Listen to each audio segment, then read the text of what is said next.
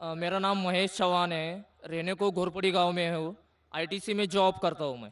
तो आपने जो भी इन्फॉर्मेशन दिया वो यहाँ पर बहुत अच्छा था। लेकिन एक सवाल करता हूँ। हिंदुइज्म में दो क्लास है, अपर क्लास और लोअर क्लास।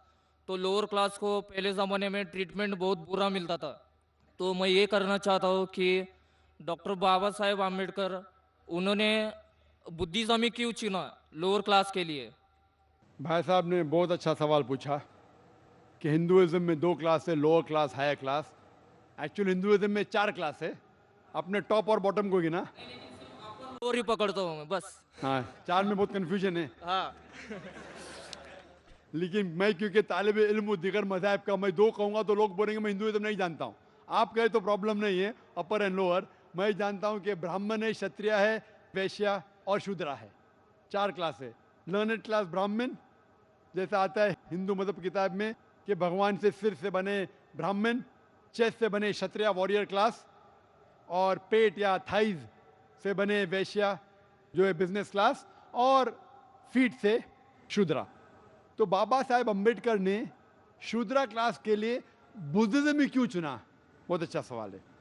पहली चीज मैं ये कहना चाहता हूं कि इस्लाम में कोई भी क्लास नहीं है, हाई क्लास और लो क्लास नहीं है। तो उसका जवाब बाद में दूंगा। पहले मैं ये कहना चाहता हूं कि बाबा साहेब अम्बेडकर ने, अगर आप उनकी किताब पढ़ेंगे, उन्हें सबसे अच्छा मजहब पसंद आया वो इस्लाम। उन्हें तहकीक की दिगर मजहब की, सबसे अच्छा मजहब पसंद आया इस्लाम। लेकिन हम मुसलमानों ने उन्हें अच्छे तौर से स्वागत नहीं किया, क्योंकि कई मुसलमान गांव खेड़ में जाएंगे, उनको हिंदुइज्म का इन्फ्लुएंस हुआ। वो भी जात पात में मानते, ऊपर जात नीचे जात। अफसोस की बात है, इस्लाम में कोई भी जात पात नहीं है। लेकिन कुछ मुसलमान हिंदू के साथ रह रह के वो भी कास्टिज्म में मानने लगे। आज की तारीख में भी आप अगर गांव खड़े में जाएंगे तो कई मुसलमान जो समझते हैं मैं ऊंची क्लास का हूं और ये मुसलमान नीचे क्लास का है। कई जगह जाएंगे मैं शेख हूं, मैं हूं सैयद, ऊंची क्लास। इस्लाम में ऐसा कुछ है ही नहीं। इस्लाम में अल्लाह ताला फरमाते सूरह हुजुरात में, सूरह नंबर 49 आयत नंबर 13 में, या अय्युहन नासु इन्ना खलकनाकुम मिन ज़किन व उनसा व जअलनाकुम शुअबन व क़बाइला लिताअरफू इन्न अक्रमकुम इंदल्लाहि अत्क़ाकुम इन्नल्लाह अलीमुन खबीर। जिसके मानिए कि ए इंसानों, हमने तुम्हें एक जोड़े से पैदा किया है, मर्द और औरत के, और आपको ग्रोह में बांटे हैं ताकि आप एक दूसरों को पहचान सको, ना कि आप एक दूसरों से नफरत करें। और आप में से सबसे बेहतरीन इंसान वो है जिसके पास तकवा है।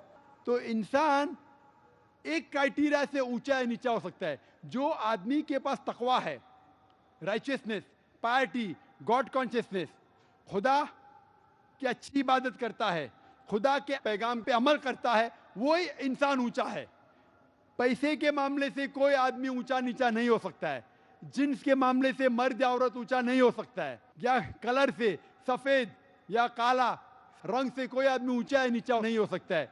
ऊंचा आदमी एक ही क्राइटेरिया से हो सकता है, अगर वो खुदा की इबादत करे, खुदा के पैगामात पे अमल करे, वो इंसान ऊंचा हो सकता है। लेकिन जब बाबा साहेब अम्बेडकर ने तहकीक की, हमारे मुसलमान ने सही स्वागत नहीं किया, तो फिर वो सेकेंड बेस्ट रिलीजन पे गए जो था बुद्धिज्म। और आज जो दलित है उन्हें कहते हैं नियो बुद्धिस्ट। तो आप बाबा साहेब अम्बेडकर की किताब की तहकीक करेंगे, और मैं पढ़ चुका हूँ बाबा साहेब अम्बेडकर की किताबें, कई बार लिखा गया है उन किताबों में कि किस तरीके से हिंदू को सही रास्ते दिखाए। और हिंदुइज्म के बारे में मैं कहना नहीं चाहता हूँ, और ये सही मौका नहीं कहने के बारे में बाबा साहेब अम्बेडकर ने क्या लिखा हिंदू किताब के बारे में, कि वो मेरा मकसद नहीं है।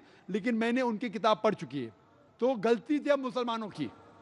इसीलिए मैं कहता हूँ ये तकरीर का मौजू वही था, दावत या हलाकत।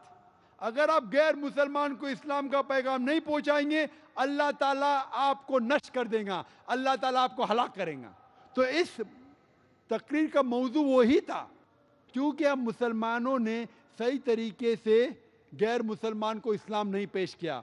और जब बाबा साहेब अम्बेडकर इस्लाम कबूल करना चाहते थे, हम मुसलमानों ने उनको सही तरीके से वेलकम नहीं किया, सही तरीके से स्वागत नहीं किया। इसीलिए बाबा साहेब अम्बेडकर गए, नेक्स्ट बेस्ट रिलीजन वो है बुद्धिज्म। और मैंने इस पे तकरीर भी की है ऑन बुद्धिज्म पे। मैंने ये भी कहा है कि बुद्धिज्म और इस्लाम में यकसानियत क्या है। और इवन आप मान लो बाबा साहेब अम्बेडकर की बात और आप बुद्धिज्म पे अमल करेंगे, फिर से आप लौट के बुद्धिज्म में ये भी लिखा है कि एक आखिरी मैत्री आने वाले, वो आखिरी मैत्री है मोहम्मद सल्लल्लाहु अलैहि वसल्लम। तो आप बुद्धिज्म मान लो कबूल भी किए, वो इन बिटवीन फेज है हिंदुइज्म और इस्लाम का, आपको मानने पड़ेगा। बुद्धिस्ट स्क्रिप्चर में लिखा हुआ है कि एक मैत्री आने वाले है और वो मैत्री कोई नहीं है लेकिन मोहम्मद सल्लल्लाहु अलैहि वसल्लम। तो मान लो जो नीचे क्लास के लोग ने बुद्धिज्म एक्सेप्ट किया, अगर बुद्धिज्म के स्क्रिप्चर आप पढ़ेंगे तो आपको मानने पड़ेगा आखिरी पैगंबर मोहम्मद सल्लल्लाहु अलैहि वसल्लम में। Hope the answers the question.